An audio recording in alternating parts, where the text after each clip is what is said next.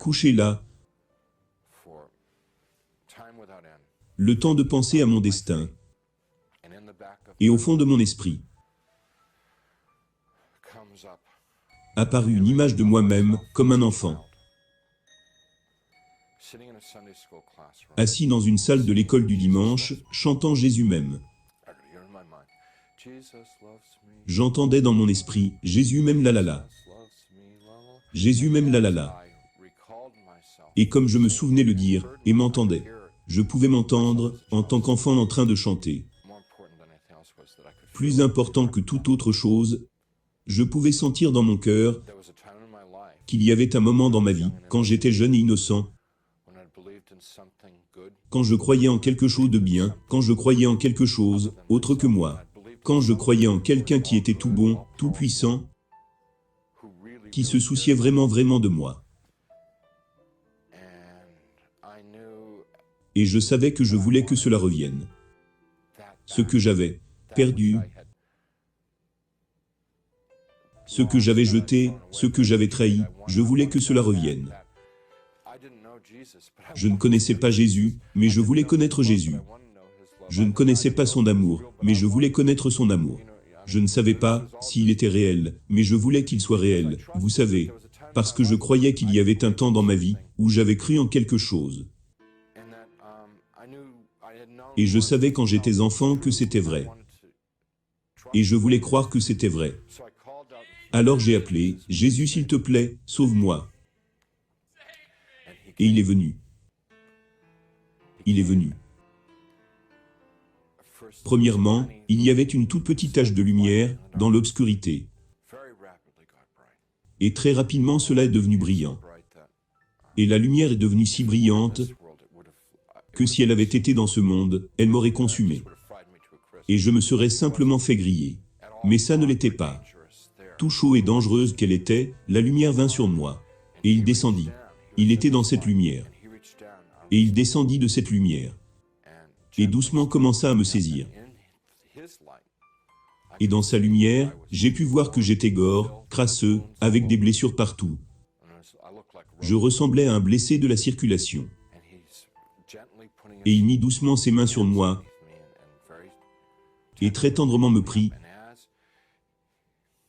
et comme il me touchait, tout a disparu. Toutes les blessures, toute la douleur, toute la saleté, tout s'est comme évaporé. J'étais tout entier, guéri.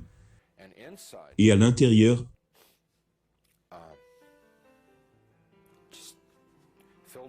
j'étais rempli de son amour. Ce que je souhaiterais en dire plus. C'est si frustrant de ne pas pouvoir en parler plus aux gens, parce que vous savez, c'est la meilleure chose qui me soit arrivée dans ma vie. Je veux dire que c'est tout. Vous savez, c'est la vie entière de connaître cet amour. Et je n'arrive pas à le décrire. Je ne peux pas le comparer. Et donc il m'a tenu et embrassé avec des câlins sur le dos. Comme un père le fait avec son fils. Comme une mère le fait avec sa fille. Des doux câlins sur le dos. Et je pleurais comme un bébé, rempli de joie.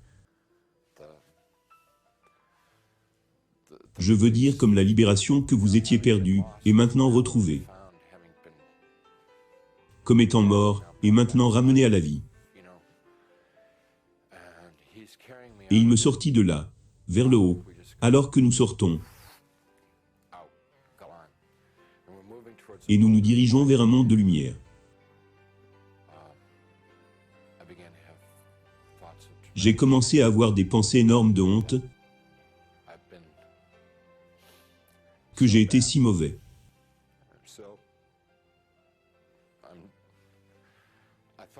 Je me sentais comme sale, ordure, poubelle. Et je me suis dit qu'il faisait une erreur, que je n'appartenais pas à cet endroit.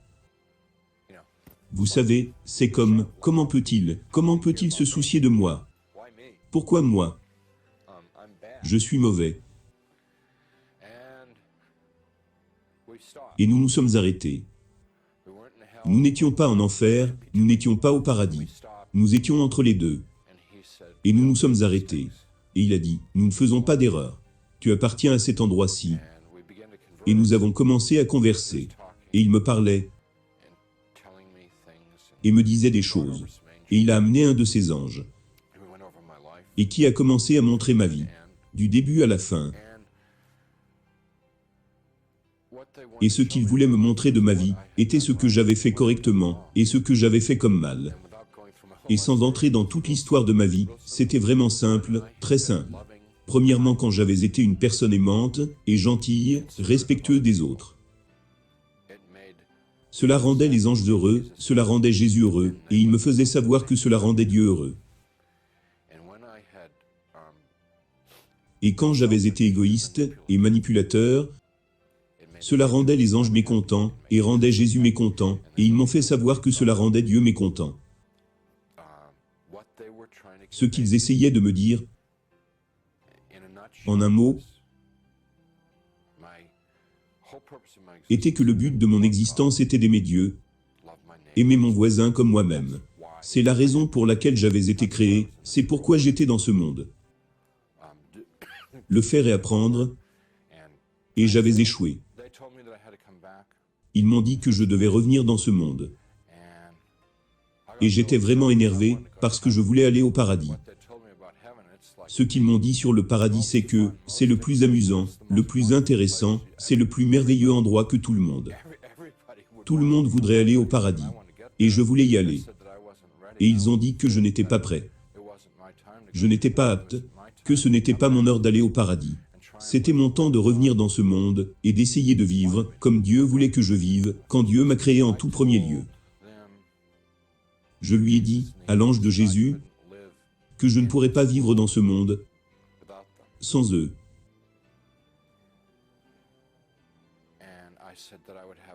Et j'ai dit que mon cœur se briserait de me renvoyer dans ce monde, parce qu'ils seraient là-bas et que je serais ici. Et ils m'ont dit, tu ne comprends pas, tu ne comprends pas. Comment nous avons pu te montrer toute ta vie? Nous avons toujours été là-bas. Nous avons été là. Nous avons toujours été avec toi pendant tout ce temps. Et tu n'as jamais été seul là-bas. J'ai dit, vous devez me le faire savoir, que vous étiez là tout ce temps. Alors ils ont dit, si je prie et confesse mes péchés à Dieu,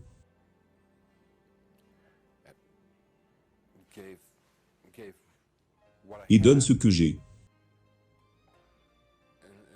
Et ce qu'il voulait dire, pardonner ce que j'avais, était de donner mes soucis, mes fardeaux, mes espoirs, mes rêves, juste de les donner tous à Dieu.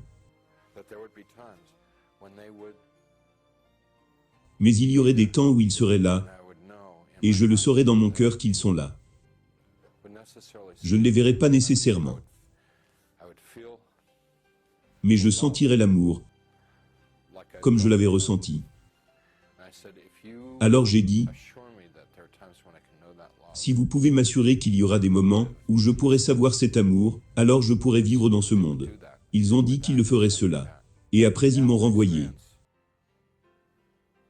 Après l'expérience, l'infirmière qui était dans la pièce quelques minutes auparavant disant qu'ils ne pouvaient pas trouver de médecin et qu'ils essayaient d'en trouver un, elle est revenue en courant et a dit à ma femme que le médecin venait juste d'arriver à l'hôpital, ce qui était comme un miracle. Parce qu'il était maintenant, comme 9h30 le soir. Entre 9h, 9h30, donc les médecins sont arrivés à l'hôpital. Nous allons devoir vous opérer tout de suite. Des infirmiers et des gens sont entrés et ils ont fait sortir ma femme hors de la chambre. C'était très dérangeant, parce que j'essayais de leur dire que je voulais parler à ma femme à propos de ce qui m'est arrivé. Donc quand j'ai croisé ma femme dans le couloir, en route pour l'opération, je lui ai dit que tout allait bien se passer. Et elle a juste commencé à brailler. Depuis que j'ai eu cette expérience, la mémoire ne s'est pas dissipée du tout. C'était vraiment intense. Et je ne sais pas, ça reste intense. Je crois que l'une des raisons pour lesquelles Dieu m'a donné cette expérience, c'est que j'ai l'occasion de partager avec quelqu'un, je ne connais pas qui, je n'ai jamais su qui, mais que j'aurai l'opportunité de la partager avec quelqu'un, afin que cela puisse leur être utile.